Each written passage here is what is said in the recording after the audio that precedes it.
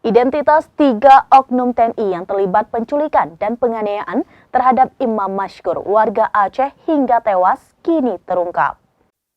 Identitas 3 oknum TNI yang terlibat penculikan dan penganiayaan terhadap Imam Mashkur berusia 25 tahun hingga tewas, kini terungkap.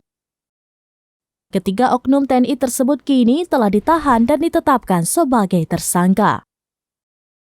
Korban Imam Mashkur merupakan warga Gampong Kelayu, Kecamatan Gandapura, Kabupaten Biren, Aceh. Korban ditangkap dan dianiaya oleh para tersangka saat menjaga toko kosmetik di Rempoa, Ciputat Timur, Tangerang Selatan pada Sabtu 12 Agustus 2023.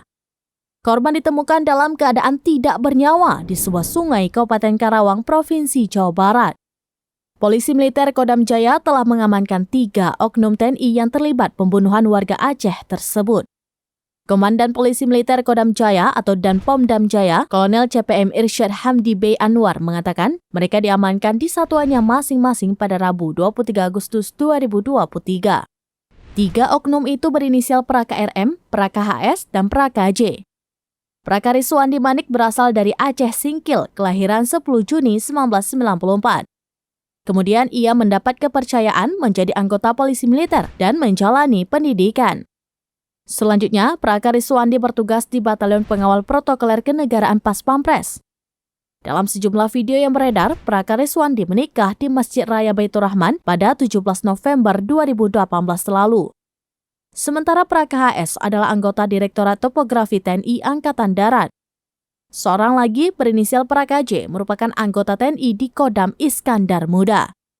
Identitas 3 terduga pelaku diketahui setelah penyidik melacak telepon seluler milik korban yang dijual Praka RM.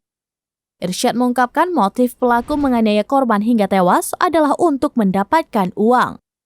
Atas tindak kejahatan tersebut, pihaknya memastikan akan memberikan sanksi hukuman pidana dan penjara militer. Komandan Pas Pampres atau Danpas Pampres Majen TNI Rafael Granada memastikan akan menjatuhkan sanksi tegas kepada Praka RM jika terbukti melakukan penganiayaan. Panglima TNI Laksamana Yudo Margono melalui Kepala Pusat Penerangan TNI Laksda Julius Sujoyono meminta agar pelaku dihukum berat jika terbukti melakukan tindak kejahatan yang dituduhkan. Saat ini Pomdam Jaya masih mendalami adanya keterlibatan pelaku lain. Menurut Irsyad, 3 terduga pelaku menangkap Imam Mashkur berusia 25 tahun dengan modus berpura-pura menjadi aparat kepolisian. Korban merupakan penjual obat-obatan ilegal dengan kedok toko kosmetik yang berlokasi di Jalan Sandratek, RT 2 RW 6, Kelurahan Rempoa, Kecamatan Ciputat Timur, Kota Tangerang Selatan. Imam sebelumnya juga pernah ditangkap karena menjual obat terlarang.